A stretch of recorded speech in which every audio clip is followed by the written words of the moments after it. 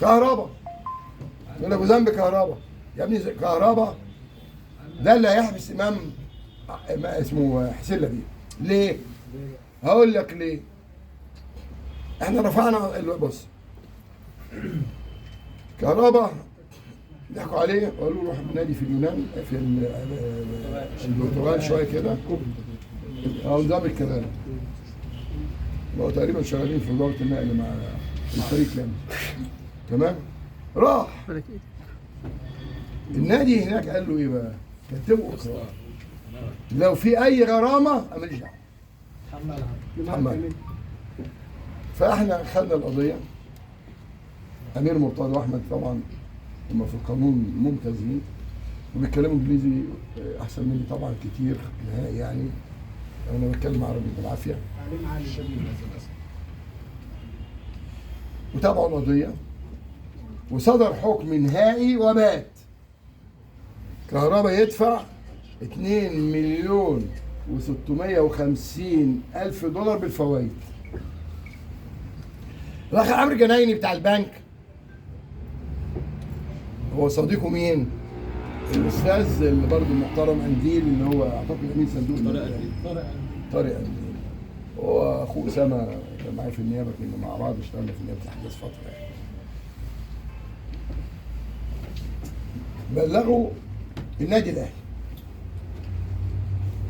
انه الجنيه ب 30 دلوقتي هيتعوم هيبقى ب 50 بعد 4-5 ايام. طيب هو حضرتك لما تاخد طبعا محامي كهرباء اللي في مصر صديقي المستشار اشرف عبيد شخصيه محترمه يعني. وكنا في قضيه فتوح لغايه ما ربنا كرمه عنده اعتقد من 8 أو 9 جلسه استئناف لفتوح. كام جنيهات مرسى مطروح. المهم ف كهرباء قدم 20 مذكره للفيفا والمحكمه الدوليه والكلام ده بتاعتهم دي ما اعرفش بيسموها ايه. احنا عايزين نقسط وبالمصري. المحكمه رفضت، لبيب وافق. الفرق كام بقى؟ اضرب الفرق لو هم ال 50 الدولار ب 50 وتاخده بالدولار. ليه؟ هو انت بتدفع الجروس بايه؟ بالدولار. بس هو الجروس طبعا يعني مدرب كويس بس تعب. هو واقف طول ما هو واقف بيصغر في بقه ما اعرفش هو بيعمل كده حاجه مش طبيعيه يعني.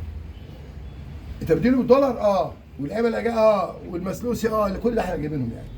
كل ده بالدولار. طب انت عشان بقى تدفع لهم راتبهم هتضطر تروح تشتري دولار بكام؟ ب 50.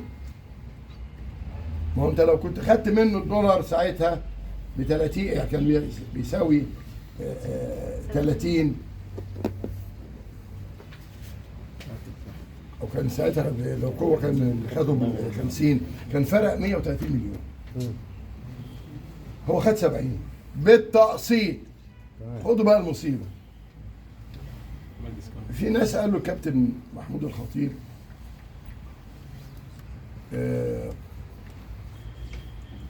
من قسط. فقال لهم ازاي ده المحكمه رفضت. قال له طب نجرب. راحوا رجعوا مع لبيب والشله احنا انا اللي عزبه. فاجئ الخطيب قال له ده موافقين بالتقسيط فواحد برضه من الموجودين قال لك ده باين عليه هبل. طب روح قول لهم بقى هندفع بالمصري. راحوا ورجع قال لك يا كابتن محمود ده موافقين. دفعوا 30 مليون مصري والباقي بالتقسيط.